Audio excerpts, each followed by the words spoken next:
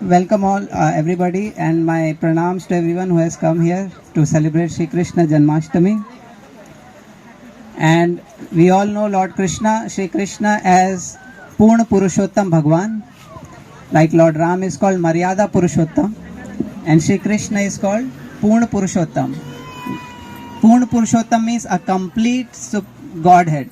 All the qualities of God that we can imagine are present within Krishna. And Krishna is often revered as a very sweet Lord, the Lord of love. Once I was giving a presentation in my university, I am in Stockholm University, and there was picture of Krishna in my background.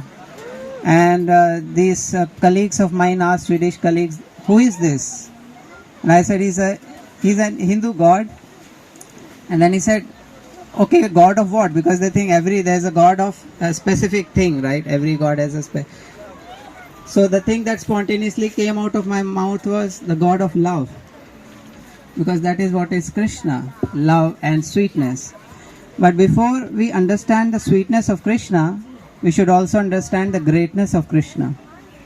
Because sometimes we may think, oh, he's a small child playing around, and sometimes he's dancing with the gopis. It sounds like a normal human being, or sounds like the way the girls and boys dance in girlfriend, boyfriend, and all these things. But Krishna and Radha and Krishna and gopis, they are far transcendental to all these material conceptions. So before that, we should first understand the greatness of Krishna, and I'll just share a story. You might have heard already about that. That we all know about the great war of Kurukshetra. There was this huge war in Kurukshetra between the Pandavas and the Kauravas, Mahabharata. And in the Mahabharata war, there was a great attempt made before the war to avoid the war. Because now we know the situation, any war, so many casualties happen, so many people die. So why to have a war? In fact, the Pandavas were devotees of Krishna. So they didn't want a war. Actually, they were not even very greedy or ambitious. So Krishna went as a peace messenger to the Kauravas, the cousins of Pandavas. And Krishna just took the message with him to not have the war, or just settle without the war. And the Pandavas were actually ready to just settle with 5 small villages. So they didn't want the whole kingdom. They were ready to settle with just 5 small villages. But Duryodhan didn't want to give anything to them.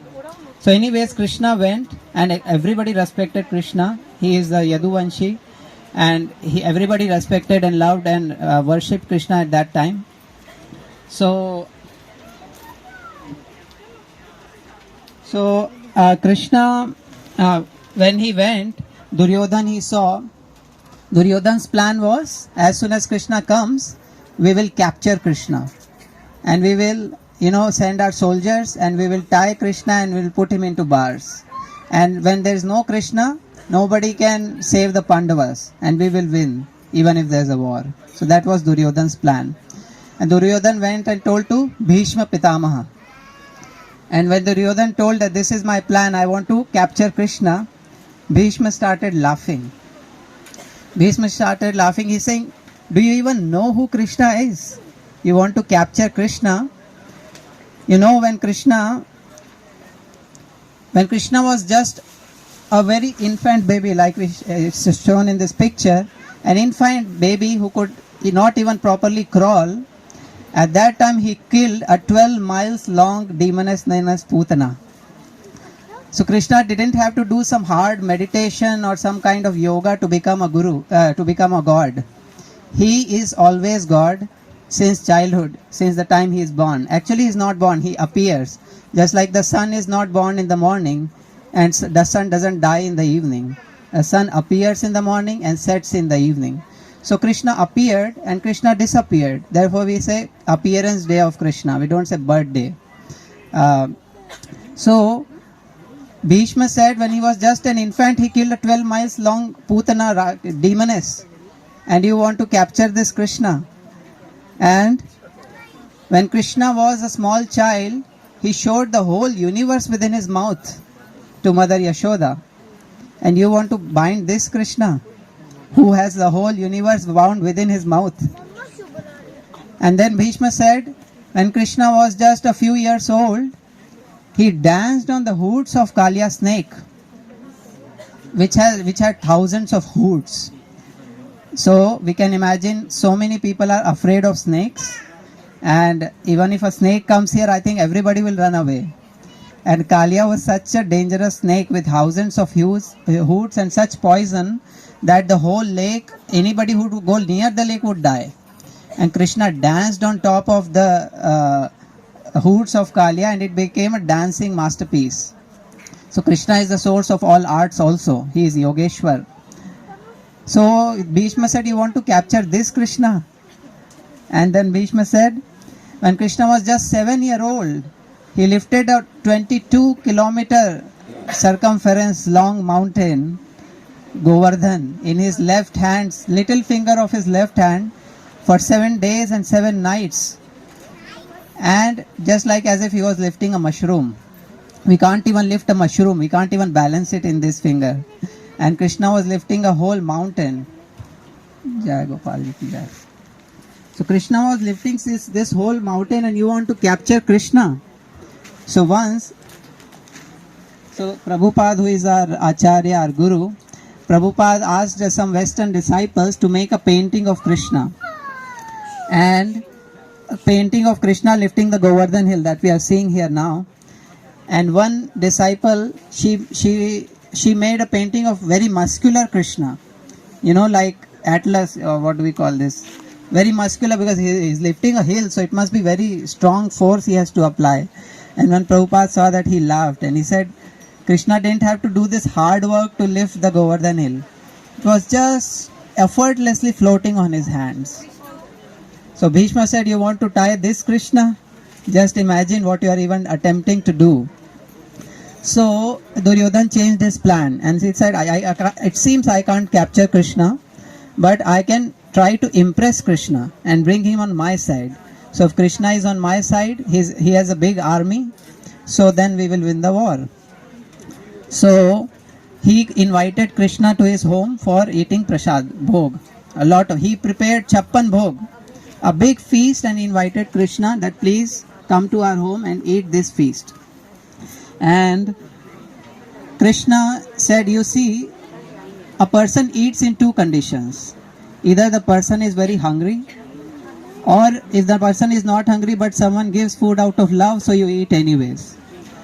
But neither I am hungry for anything, nor are you giving me with love. Your heart is filled with greed and duplicity. So I am not going to eat. Krishna just denied. So Krishna came to the assembly, and when Krishna came to the assembly of the Kauravas, Satyaki informed Krishna that Duryodhan is planning to capture you today with his soldiers and everything. And Krishna just started smiling and laughing. And he said, oh, who is he to capture me? Anyways, so finally Duryodhan made an attempt actually to capture Krishna, and he ordered the soldiers to come and bind Krishna. And at that time Krishna showed a very gigantic form called the Vishwaroop. In front of everybody, this huge form of Krishna with, thousands of hands, thousands of mouths, fire coming from the mouth, and such dangerous form that everybody on the assembly started, almost collapsing when they saw this form of Krishna. So Duryodhan, although he saw the Vishwaroop of Krishna, still his mentality was not purified, and he wanted to still have the war after this. So we see Arjun also saw Krishna, Duryodhan also saw Krishna. But Duryodhan had no transformation of heart, and Arjun had complete transformation of heart. The reason is because Arjun's heart was filled with, it was simple heart, it was devotional heart, and it was humble heart, and he was loving Krishna, he was a devotee of Krishna. So unless one is a bhakta, a devotee of Krishna, one cannot understand the Bhagavad Gita. Krishna says himself in the Bhagavad Gita, Bhakto asime sakha cheti rahasyam hi etam uttamam. Krishna says, Arjun, why I have chosen you to tell this knowledge of Bhagavad Gita? Because you are a devotee, you are a bhakta, and bhakti is there in your heart. So unless there is bhakti in the heart, Bhagavad Gita's knowledge can never be revealed to us. So anyways, Finally, Krishna was later on invited at the home of Vidur. So Vidur was another devotee, actually a brother of Dhritarashtra, and he was born in a very low class. He was considered a low born person. So he was only an advisor. He was not holding a big administrative role in the government. But anyways, Vidura invited Krishna to his home, and Krishna agreed it very happily that I will come to your home and eat. Vidura was not a very rich person. He was very poor actually. But Krishna only sees the bhakti in the heart. So Krishna is not hungry for anything. He is not hungry for our food that we are offering, the flowers that we are offering, the service we are doing. Krishna doesn't need all of this. Radharani is every day making thousands of, new dishes for Krishna in the spiritual world every day. So he doesn't need what food we make, which is filled with so much impurity. But all he accepts is our bhakti, our devotion. So whatever we are offering through that service. So service is important, but the mood behind the service is even more important. So when Krishna went to Vidura's home, Vidur's wife, she was at home, and she invited, when Krishna knocked the door and she opened the door, and when she saw Krishna has come to my home, she became so excited. So her eyes were filled with tears and she started crying. She said, Krishna, you have come to our home. We are so fortunate that you came to our home. And when a very big person, suppose, comes here, for example, the king of Sweden comes here suddenly, so there will be, we won't know what to do now. Like king of Sweden wants to celebrate Janmashtami. So he comes here, then we will be a bit chaotic situation. So when Krishna came to Vidura's home, his wife didn't understand how to receive him. He is such a great king of Dwarka. He is such a great personality. He is God. So she invited Krishna and just made him sit on the floor. There was no sofa at her home or nothing like that. And then she was so mesmerized by the beauty of Krishna that she was just looking at Krishna's face. And she started offering bananas. So she wanted to offer bananas to Krishna. There was not even any food at her home. So she had some bananas. She started peeling the bananas. And she was so lost in Krishna's beauty that she started throwing the bananas and giving the peel to Krishna. And Krishna started eating the peel. Krishna knew what he is eating, but he saw the devotion and love in her heart.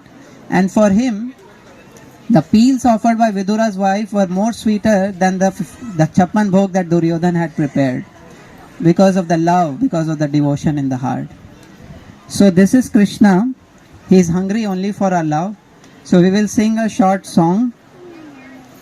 So this is, we see here, Vidurani, she is offering peels to Krishna and he is eating.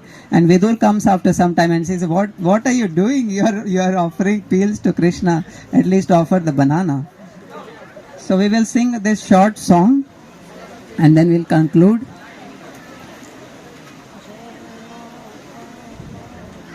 So I'll sing a line and then you can repeat after me.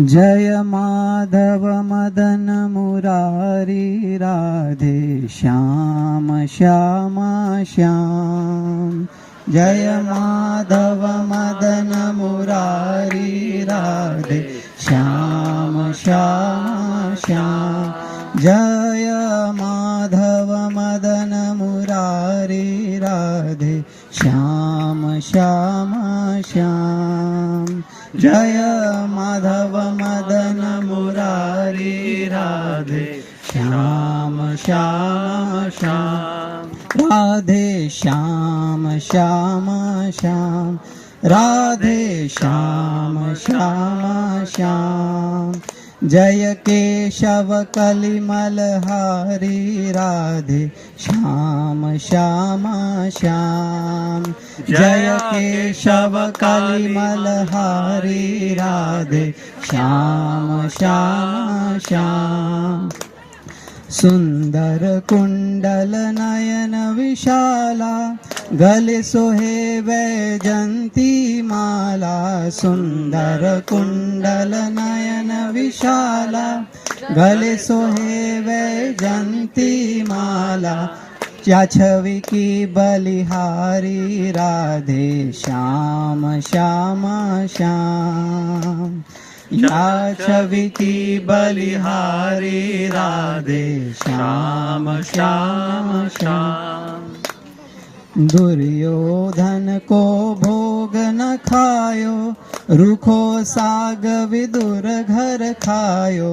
Duryodhan को भोग न खायो, रूखो साग विदुर घर खायो। दुर्योधन को भोग न खायो, रूखो साग विदुर घर खायो। दुर्योधन को भोग न खायो, रूखो साग विदुर घर खायो। ऐसे प्रेम पुजारी राधे श्याम श्याम श्याम, ऐसे प्रेम पुजारी Radhe Shyam Shyam Shyam. Radhe Shyam Shyam Shyam, Radhe Shyam Shyam Shyam, Radhe Shyam Shyam Shyam, Radhe Shyam Shyam Shyam. Thank you. So, this is the sweetness of Krishna. You see, when a person is in a very humble position and if he is acting humble, it is good. But if a person is great in every respect and then acts humble, it is much more attractive to see. So, Krishna is the supreme Lord of the whole universe. When Krishna was within the womb of Yashoda, all the devatas were coming to offer prayers to Krishna, including Brahmaji, Shivji, all the devatas, Varun, Chandra, all of them were coming just to offer prayers to Krishna. So, who says Krishna is the supreme Lord? So many acharyas have said, Krishna himself says in the Bhagavad Gita, and so many acharyas said, Ramanujacharya, Madhvacharya, Nimbarkacharya, Vishnu Swami, and then we have in Maharashtra we have Tukaram Maharaj, in Gujarat we have Narsimha Mehta, and also Vallabhacharya, Mirabai, Sri Chaitanya Mahaprabhu, and the Goswamis of Vrindavan, Srila Prabhupada, even Shankaracharya. In his song he says, Bhaj Govindam, Bhaj Govindam, Bhaj Govindam Moodamate, Punarapi Jananam, Punarapi Maranam, Punarapi Janani Jathare Shayanam, यही संसारे बहुजुस्तारे कृपया पारे पाहि मुरारे. So even Shankaracharya worshipped Krishna as accepted Krishna as the supreme Lord. So when such a great personality acts in such a humble way, it completely charms the hearts of the devotees. But what charms the heart of Krishna?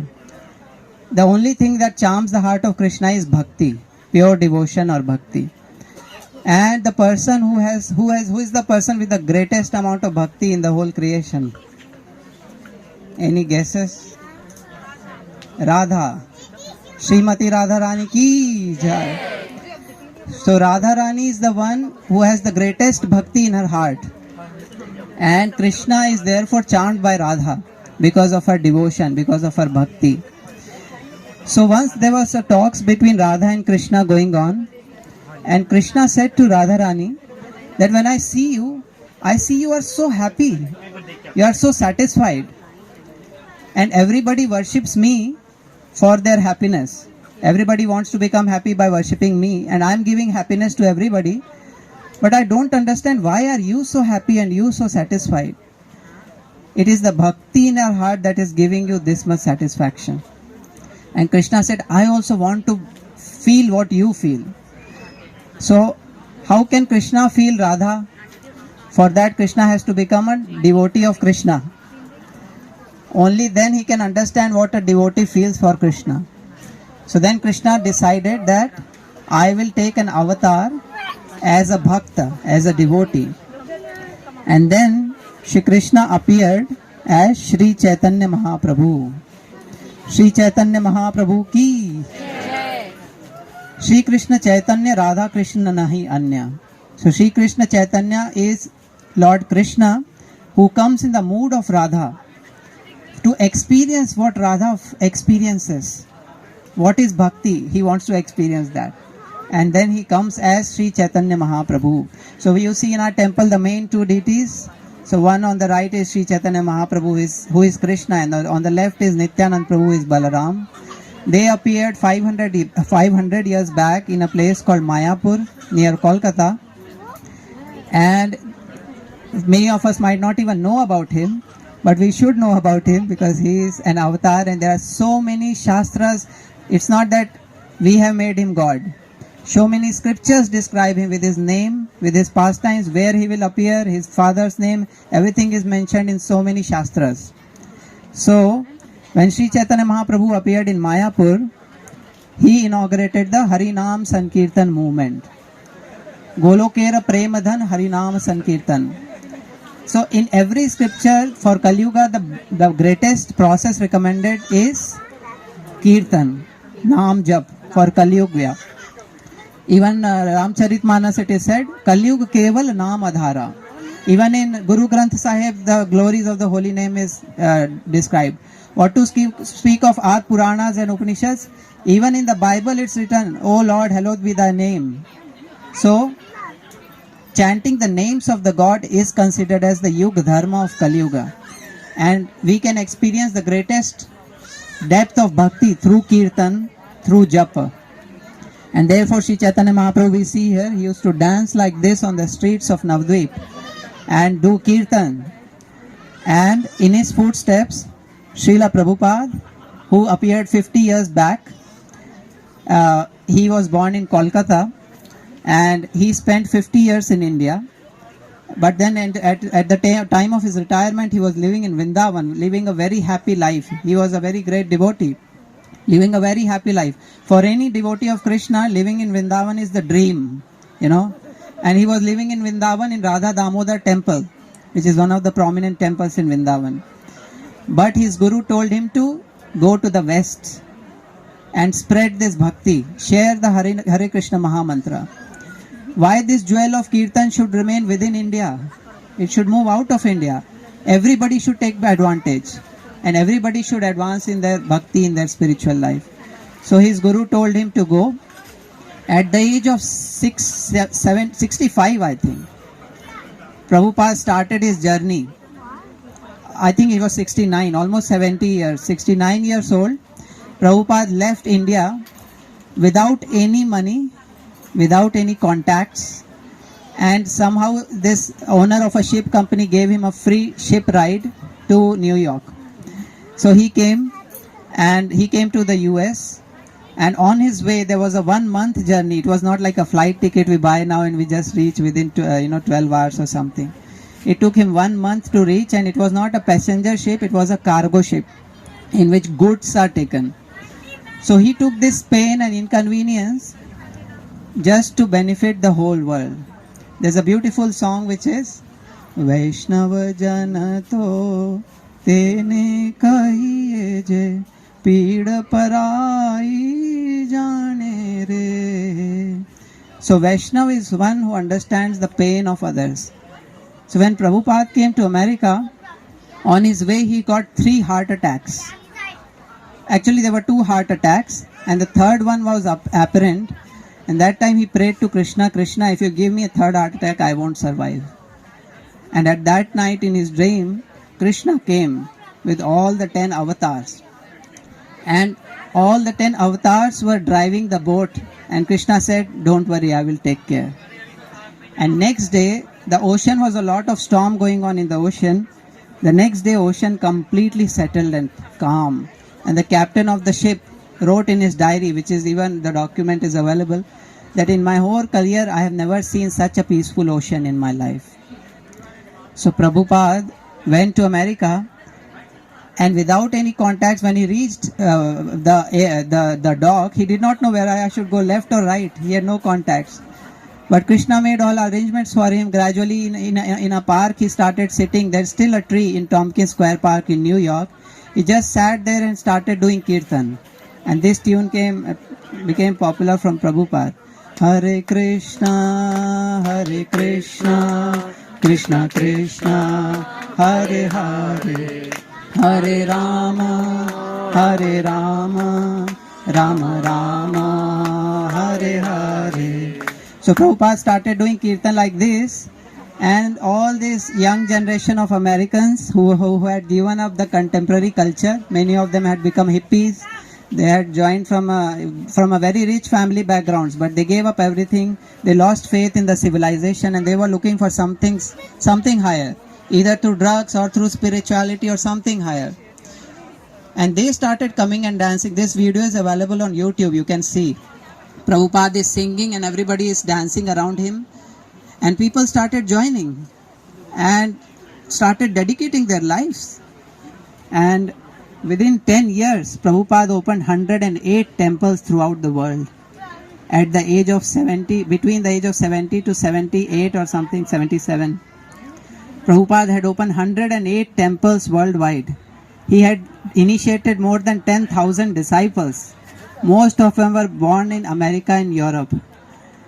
In the whole history of our Indian Vedic civilization, there has not been a personality so empowered to spread pure bhakti in the Western world as Srila Prabhupada has done. And Lord Chaitanya Mahaprabhu also did this Hare Krishna Mahamantra Kirtan, and Srila Prabhupada shared this Hare Krishna Mahamantra with the whole world. So, if please make it a priority in your life and experience it yourself to chant this Mahamantra every day, and that's what we do. So let's chant all together 3 times this Hare Krishna Mahamantra.